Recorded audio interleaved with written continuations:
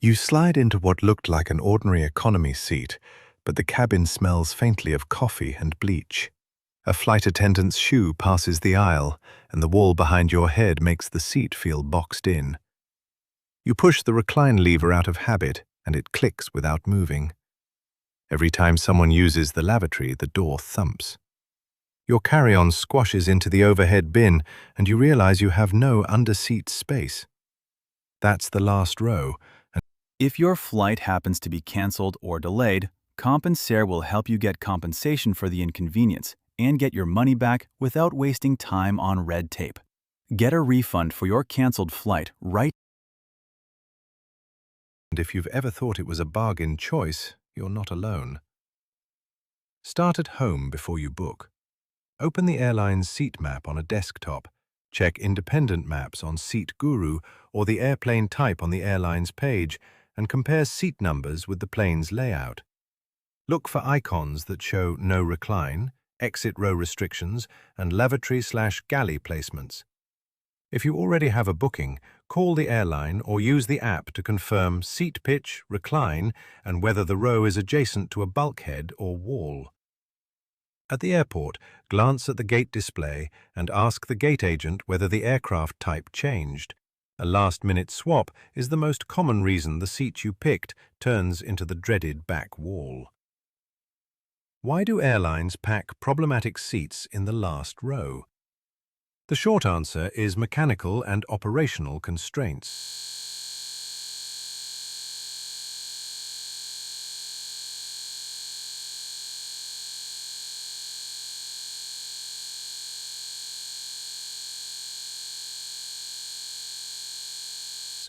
Bulkheads, galleys, lavatories, and structural limits often force the last row to be shorter, non-reclining, or placed against a wall. Think of it like stadium seating, where the last row backs onto a concrete wall. Designers must attach fixtures and service systems there, so the seats get the leftover space. Airlines also like to keep some cramped or inconvenient seats unsold or cheaper as a way to offer low fares while protecting the more comfortable middle seats for revenue. An everyday analogy. Imagine booking the last table at a noisy restaurant right next to the kitchen door. The food might be the same, but you'll hear pots clanging, servers bumping into each other, and you'll have trouble getting the attention of the waitstaff. The result is the same. The product, the flight, exists, but the experience is lower quality. Now let's be specific about the real costs and risks.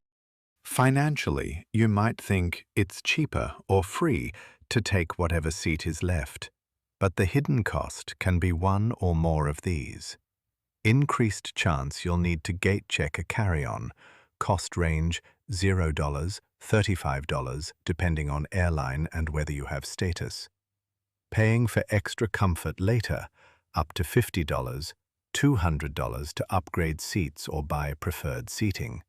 And losing time when deplaning if you're at the back. Missed connections risk rises. Add 10–30 minutes of delay to your transfer estimate. Comfort costs are harder to price, but translate into travel fatigue, bad sleep, and even extra hotel or transport charges if a missed connection forces an overnight. Baggage risk. No underseat storage means your bag goes in the overhead or gets gate-checked. Worst case, a fragile or urgent item is inaccessible for the flight. Here are the common problems you'll see in the last row and the practical magnitude of each. No recline, often permanent for entire row. Cost, lost sleep, and neck strain for long flights. On overnight flights, this is worth at least $50, $150 in value to most passengers. Proximity to lavatory/galley. Constant foot traffic, light, and smell. Cost, disrupted rest, and reduced privacy. Reduced width or armrest intrusion. Sometimes the wall squeezes the cushion or blocks the armrest. Cost, less usable space. No underseat storage. Your personal item must go overhead or be gate-checked. Cost, time lost retrieving items, and potential fees if you miss overhead space. Early engine, galley noise and vibration increases perceived discomfort and fatigue. The cheapest, safest, most practical solution is to choose proactively and verify twice. If you want a low-cost seat with a reasonable experience, target these options in this order. 1.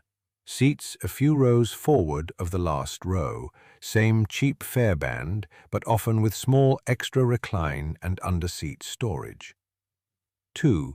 Exit row or bulkhead if you meet the requirements and are comfortable with the narrower armrest or tray arrangements. 3. Pay for a preferred seat only when the flight is long or overnight. On short daytime hops, a seat 2 rows forward of the back is usually sufficient. 4. At check-in, get to the desk early or use the airline app to change seats. Gate agents can sometimes move you for free if the flight is not full. Many useful links can be found in the description. If this is helping, please subscribe for more travel tips. One specific hidden trick to watch for. Booking sites and some airlines will advertise free seat selection while quietly excluding the last row and other non-reclining seats from selectable options, or they mark them as standard while charging for any seat with actual recline.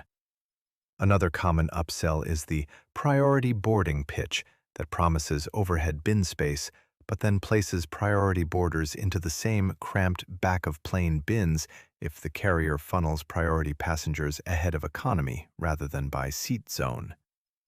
How to refuse or avoid this? Read the fine print. When a site lets you pick a seat, check the seat notes for recline icons and lavatory placement. If an agent or automated upsell claims this is the best seat left, ask directly, does this seat recline? Is it adjacent to a lavatory or galley? If the agent answers vaguely, request a seat 1 row forward. Worst-case scenarios? Booking the last row without checking can mean you arrive for an overnight flight expecting to sleep, but can't recline, have constant disturbance from the lavatory, and end up paying to change flights or book a hotel. For tight domestic to international connections, being stuck at the back can add 15 to 30 minutes to deplaning time and turn a comfortable connection into a missed flight, a miss that might cost you another ticket or a long wait for the next available seat. For families, being split with a car seat, stroller, or infant in a last row non-reclined seat can add real logistical and safety headaches. A simple cost-benefit checklist before you finalize a booking. Check whether the seat reclines. If it doesn't, ask whether a small fee can get you a recliner. Look for the lavatory and galley icons and avoid the 2 rows immediately adjacent. Confirm under-seat clearance for your personal item. If none, prepare to gate check something. If you're traveling with mobility needs, request a seat with guaranteed under-seat access and clear aisle space. Last row often fails here. If you find yourself assigned to the last row at the gate, here's the fastest, low-cost fixes. Politely ask the gate agent if any 3-seat block or single-aisle seat is available 2 rows forward. Many agents can switch you with minimal fuss. Offer a small reason, not a complaint. My back/neck gets painful on long flights. Is there a recliner available? If the agent says no, consider paying for a cheap upgrade if the flight is long. If the flight is short, accept and use a neck pillow and earplugs to mitigate the worst effects. One misleading airline claim to call out. Some airlines advertise extra legroom seats as a separate product, but at times they'll install those on rows where the seatbelts are non-standard or where the armrests contain fixed life vest housings, making the space narrower. Always check seat width and pitch, not just the label. Another booking site trick: dynamic pricing that raises fees in the moments after you open the seat map. To avoid that, refresh the page once, Compare with the airline's direct map and don't click through multiple booking sites back-to-back before paying.